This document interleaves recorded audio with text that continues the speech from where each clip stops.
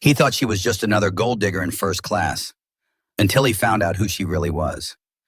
The first-class cabin smelled of leather and money. Soft conversations hummed in the background, accompanied by the occasional clink of a champagne glass. Overhead bins clicked shut as passengers settled in, adjusting designer bags and expensive watches. Nathan Kessler barely glanced up from his phone as he dropped into seat 3A, a window seat, exactly how he liked it. He exuded the kind of confidence that came from years of closing deals and sitting in boardrooms where people laughed at his jokes even when they weren't funny. He ordered a scotch before takeoff, loosening his tie as if to silently declare to everyone that he was the kind of man who belonged in first class. The flight from Dallas to Tampa was just under 3 hours. Not long, but long enough for him to enjoy the perks of luxury travel. He had no intention of working, not when there were premium drinks and the opportunity to size up the cabin. That's when he noticed her. A blonde woman sat just a few rows ahead, her profile partially visible as she scrolled through something on her iPad.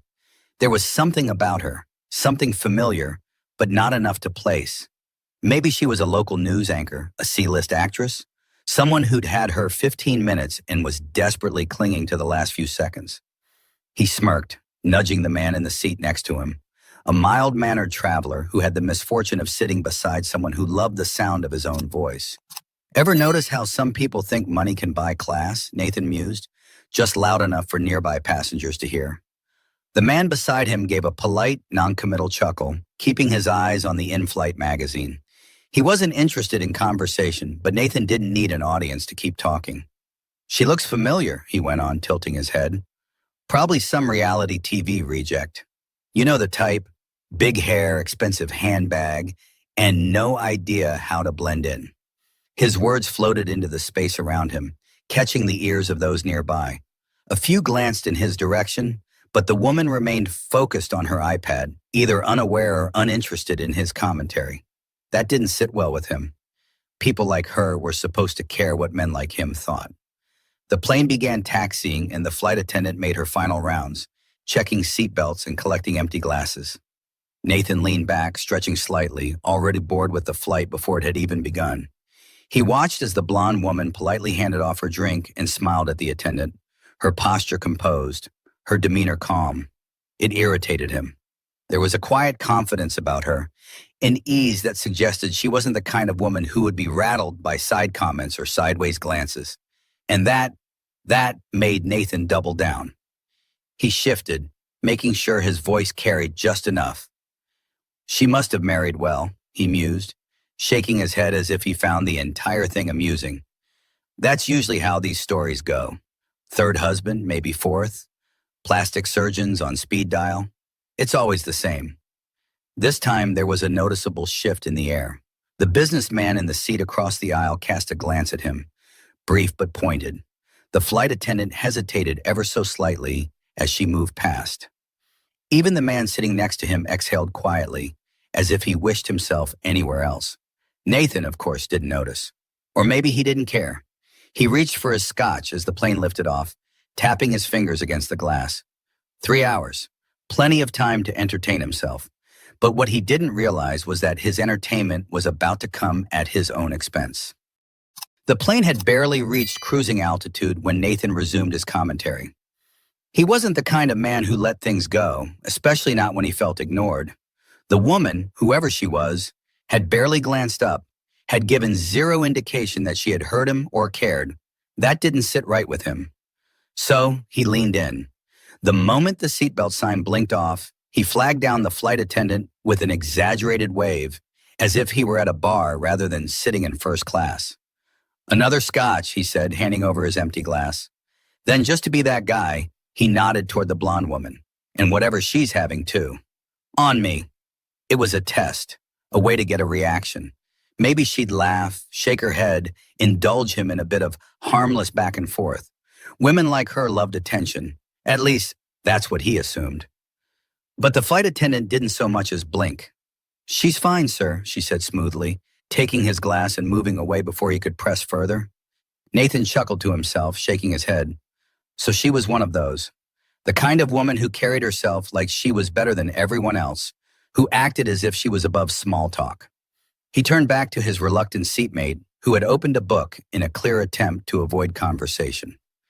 "You ever notice that?" Nathan said, tapping the armrest between them. "How some people walk around like they're the main character in life, like the rest of us are just extras in their little movie." The man gave him a quick glance before returning to his book. "Haven't really thought about it." Nathan grinned. He wasn't going to let this go. "I'll tell you exactly who she is," he continued, keeping his voice at that perfect volume, not too loud to be accused of being rude, but just enough for the people around him to hear. "She's the kind of woman who gets by on her last name, on favors, some senator's ex-wife maybe, or one of those lawyers who loves the camera but couldn't win a case to save her life." He let the words linger, waiting for a shift, a reaction, anything that would let him know he was getting under her skin. Nothing. The blonde woman remained composed, scrolling through her tablet like he wasn't worth acknowledging. Like he wasn't even there. Nathan exhaled sharply through his nose, adjusting his watch in irritation. This wasn't fun anymore. "Not even a glance," he muttered. "Guess she's too important for the rest of us." A few rows back, a woman in a navy pantsuit exchanged a knowing look with her seatmate. Across the aisle, an older gentleman glanced up from his newspaper, one brow slightly raised. People were noticing him now, but Nathan, in his arrogance, assumed they were on his side, that they found her just as ridiculous as he did, and that's what made him double down. He leaned forward, resting his elbow on the armrest, dropping his voice just slightly, like he was sharing some great insight. "Mark my words," he said, smirking. "She's going to post something later about how exhausting travel is. Probably complain about manspreading or some nonsense. Women like her love playing the victim. But I guarantee you—" "Excuse me, sir." The voice was calm, firm. Nathan turned his head, expecting the flight attendant again. Instead, he found himself looking at the blonde woman herself. For the first time, she had turned fully toward him, her expression unreadable. There was no anger, no irritation, just a look. A quiet, measured look that made Nathan suddenly hyper-aware of the way his own voice had been carrying. For the first time in a long time, he felt the stirrings of something uncomfortable, something foreign. But he shook it off. He met her gaze, waiting for her to say something, to scold him, argue with him, anything that would justify his behavior. But she didn't. She just studied him for a moment, then gave the faintest, most unreadable smile before turning back to her tablet. Like he wasn't worth her time. And for the first time, Nathan felt something he wasn't used to feeling. Nathan shifted in his seat, adjusting his cufflink as if that could smooth over the discomfort creeping into his chest. That look she had given him, it wasn't dismissive, it wasn't irritated. It was something worse. It was knowing, like she had seen 100 men just like him before and had already decided he wasn't worth the effort. That should have made it easier to brush off, to roll his eyes and go back to his scotch. But it didn't. Instead, it gnawed at him. The flight attendant returned with his drink, setting it down with a polite nod before moving past him. He noticed she didn't offer any lingering attention, no small talk, no warmth. Had she heard him too? He took a slow sip, letting the ice clink against the glass, then glanced at the woman again. Pam, he reminded himself. He still didn't know exactly who she was, but something about her name tickled at the back of his mind. She was still reading, still unbothered. But now that she had acknowledged him once, there was an invisible line drawn between them, a silent dare. Nathan didn't do well with dares. "So," he said, this time directly to her, pitching his voice low enough to seem casual, but loud enough that the people around them could still catch bits of it. "Pam, is it? You don't look like a Pam." She didn't answer. A flicker of something twisted in his stomach, but he didn't stop. "I mean, no offense," he added. "It's just, I don't know, you look more like a Kelly or a Lauren." He chuckled, shaking his head. "Pam sounds like someone's mom." Still nothing. Nathan shifted again. She wasn't just ignoring him now, she was letting him embarrass himself. Across the aisle, the older gentleman had gone back to his paper, but Nathan had caught the way he had glanced up at him earlier, judging. 2 rows ahead, a younger man in a business suit was pretending to type on his laptop. But Nathan knew the game. He was listening. Even the flight attendant, who had just passed by with a tray, was keeping an eye on him out of the corner of her eye. The realization made Nathan's stomach tighten. They weren't laughing with him. He exhaled sharply through his nose, sitting back in his seat. Fine, let them judge. People were always so uptight these days, acting like a little lighthearted teasing was some kind of personal attack. He hadn't said anything that bad. He drained the last of his scotch, setting the glass down a little harder than necessary. And then, as if the universe had been waiting for the perfect moment, the flight attendant spoke. "Ms. Bondi, would you like another beverage?" Nathan barely heard the words at first. It wasn't until the blonde woman, Pam, looked up and politely declined that his brain caught up. Bondi. Pam Bondi. His entire body tensed, fingers curling slightly on the armrest. Now it made sense.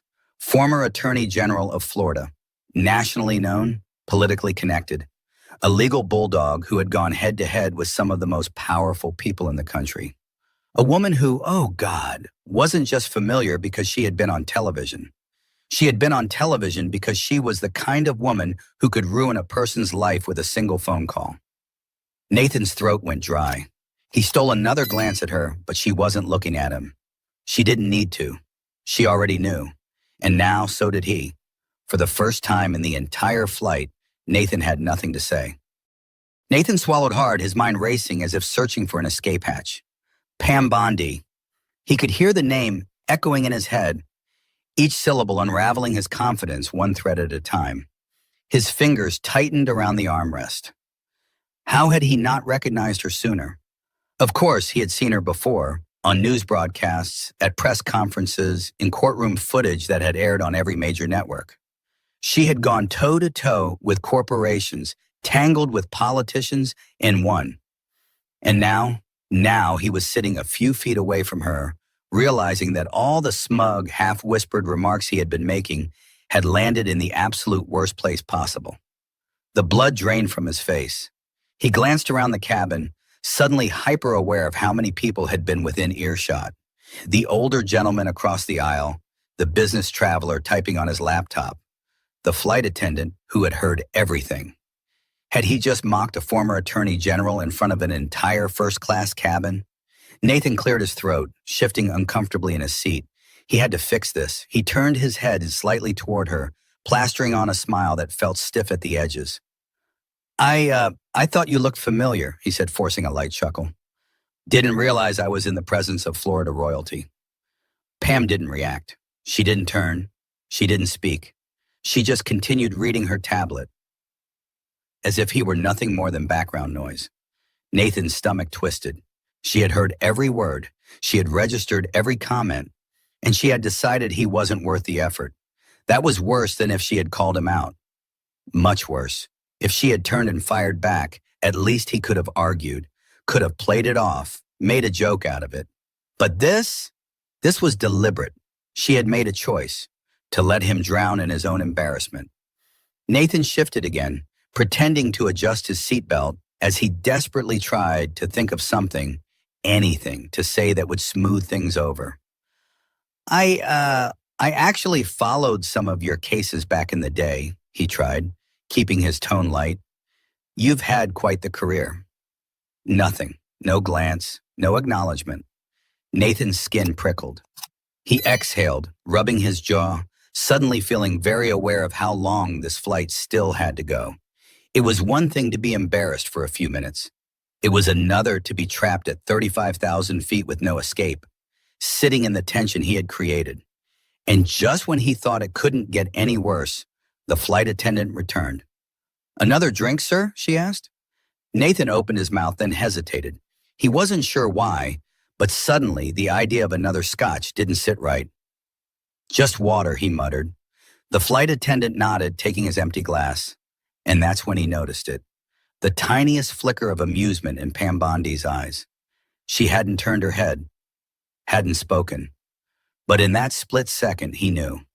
She had been watching. She had been waiting. And now she was enjoying every second of his discomfort. For the first time in a long time, Nathan Kessler understood exactly how it felt to be small. Nathan sat rigidly in his seat, the weight of his own words pressing down on him like an anvil. How had he let this happen? He was usually good at reading people, at controlling conversations. at making sure he never ended up looking like the fool. But here he was, trapped in his own arrogance, staring at the back of a woman's head who had dismantled him without saying a single word. His mind scrambled for an exit strategy. Should he apologize? Make a joke? Pretend none of it happened? He glanced at the other passengers, subtly gauging the damage. The businessman across the aisle wasn't looking at him anymore, but the slight smirk on his lips told Nathan he had been watching all along. The flight attendant was more professional about it, offering him a neutral glance as she set down his water. Nathan cleared his throat. "Thanks." She nodded and moved on, and that was somehow worse. Because she didn't pity him, she didn't care. He wasn't important enough to care about. He shifted his gaze back to Pam, who was still reading, still unfazed, still carrying herself like someone who had already moved on. And maybe that's what made it hurt the most. She wasn't angry. She wasn't waiting for an apology. She had decided he wasn't worth a second thought. Nathan hated that feeling, and it was his own fault. His fingers tapped against the tray table, restless, agitated. He thought about the stories he'd read about her, her legal battles, her high-profile cases, the people who had tried to intimidate her and failed. And he, like an idiot, had thought she would care about his opinion. Nathan exhaled slowly. Maybe it was the altitude. Maybe it was the fact that he had nowhere to go. But for the first time in a long time, he started thinking about what kind of person he had become. He had spent years walking into rooms like he owned them, speaking like his words carried more weight than anyone else's, assuming that his version of reality was the only one that mattered. But here, in this moment, he wasn't the powerful one. He wasn't the one with control, and he didn't like how that felt. The plane hummed softly around him. The cabin settled into quiet conversation and occasional clinking glasses. Nathan picked up his water and took a sip, staring blankly at the seat in front of him. Maybe this was the kind of lesson people like him didn't learn until they had no choice. Maybe this was exactly what he deserved. Nathan stared out the window, watching the sky stretch endlessly beyond the wing. The vastness of it suddenly made him feel small, insignificant. It was a foreign feeling, one he wasn't sure he liked. For years, he had carried himself like the center of the universe. People laughed at his jokes, even when they weren't funny. They nodded along when he spoke, even when he had nothing of value to say. He was used to commanding attention, but today he had been reminded of something he had long forgotten. Respect wasn't about money. It wasn't about power. It wasn't about being the loudest voice in the room. It was about character. Pam Bondi had done nothing to put him in his place because she didn't have to. She had let his own arrogance do the job for her. Nathan took another sip of water, feeling the coolness settle in his throat. It wasn't scotch, but maybe that was for the best. For once, he needed to sit with his thoughts without drowning them in alcohol. He glanced at her again, half expecting her to finally turn, to throw him a glance of satisfaction. But she didn't. She was done with him. She had been done with him the moment she realized what kind of man he was. That realization twisted in his chest. It wasn't often that someone like him had to face himself, had to sit in the discomfort of knowing he had been the fool in the room. Nathan sighed, rubbing his temple. Maybe it was time he started listening more and talking less. Maybe it was time he started thinking before assuming he knew everything. The flight attendant passed by again, and for the first time, Nathan didn't wave her down for another drink. Instead, he sat quietly, watching the sky. As the plane began its descent into Tampa, he realized something. This wasn't about Pam Bondi. This was about the kind of man he wanted to be from here on out. How often do we judge people before we even know who they are? How many times have we let arrogance blind us to the truth? Maybe the real lesson here isn't about power or status. Maybe it's about learning to treat people with respect before we regret it.